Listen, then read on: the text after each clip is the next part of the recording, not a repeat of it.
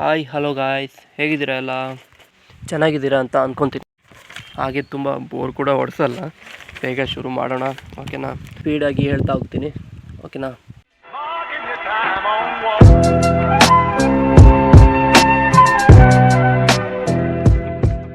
Monsoon ರಾಗ.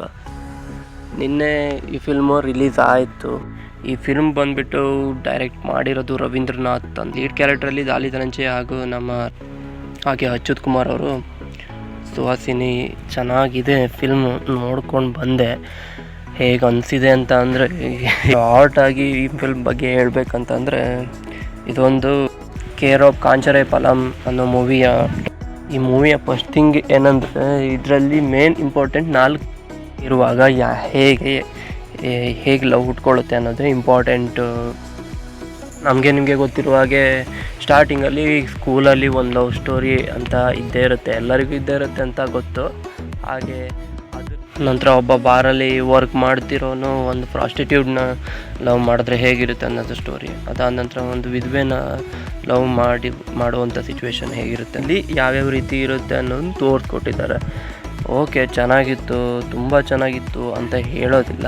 But ನನಗನ್ಸಿರೋ ಪ್ರಕಾರ ಫಿಲ್ಮಲ್ಲಿ positive ಮತ್ತು ನೆಗೆಟಿವ್ ಏನು ಅಂದರೆ, ಆ ಫಿಲ್ಮಲ್ಲಿ ಸ್ವಲ್ಪ ರಿಯಲಿಸ್ಟಿಕ್ ಆಗಿ ತೊಗೊಂಡಿದ್ರು. ಇಲ್ಲಿ ತುಂಬ ಸಿನಿಮಾಟೋಗ್ರಫಿ ಎಸ್ ಕೆ ರಾವ್ ಅಂತ ಅವರು ತುಂಬ ಚೆನ್ನಾಗಿ ತೆಗೆದಿದ್ದಾರೆ ಅಂತ. ಯಾಕೆಂದರೆ ಒಂದು ಒಳ್ಳೆ ಫೀಲ್ ಕೊಡುತ್ತೆ. ಅದರಲ್ಲೂ ರೇನ್ ಸಿಚುವೇಶನ್ ಅಂತೂ ತುಂಬ ಇಷ್ಟ ಆಗಿದೆ, ನನಗಂತೂ ತುಂಬ ಇಷ್ಟ ಆಯಿತು. ಆ ರೇನ್ ಸಿಚುವೇಶನ್, ಅದರಲ್ಲಿರೋ ಕಂಟೆಂಟ್ಸ್ ಚೆನ್ನಾಗಿ ತೆಗೆದಿದ್ದಾರೆ ಕೂಡ, ಚೆನ್ನಾಗಿದೆ. ನೀವು ಫಸ್ಟಿಗೆ ಕೇಳಿರುವಂಥ ಹಾಡುಗಳಾದರೆ 3 ಹಾಡುಗಳು ಚೆನ್ನಾಗಿ ಬಂದಿವೆ.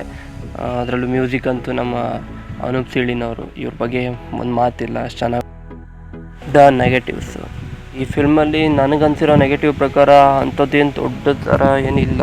ಬಟ್ ಹೆಚ್ಚಾಗಿ ಹೇಳ್ಬೇಕಂತಂದರೆ ಸ್ಕ್ರೀನ್ ಪ್ಲೇನ ಇನ್ನೂ ಚೆನ್ನಾಗಿ ತೊಗೋಬೋಯಿತ್ತು. ಅದನ್ನು ಬಿಟ್ಟರೆ ಸ್ಟೋರಿ ಟೆಲ್ಲಿಂಗು ಸೇಮ್ ಇದೆ, ಅಲ್ಲಿ ಹೇಗಿದೆಯೋ ಅದನ್ನೇ ಇಲ್ಲಿ ತಗೊಬಂದು ಹಾಕಿದ್ದಾರೆ. ನನ್ನ ಒಪಿನಿಯನ್ ಪ್ರಕಾರ ಈ ಮೂವಿಗೆ 8 ಕೊಡ್ಬೋದು ಅಂತ ಅನಿಸುತ್ತೆ. ತುಂಬ ಚೆನ್ನಾಗಿದೆ ಫಿಲ್ಮು, ನೋಡ್ಕೊಬನ್ನಿ. ಅದರಲ್ಲೂ ಒಂದೊಳ್ಳೆ Kannada movie. Theatre share comment ಮಾಡಿ ಇನ್ನೊಂದು ಟೀಸರ್ ಜೊತೆ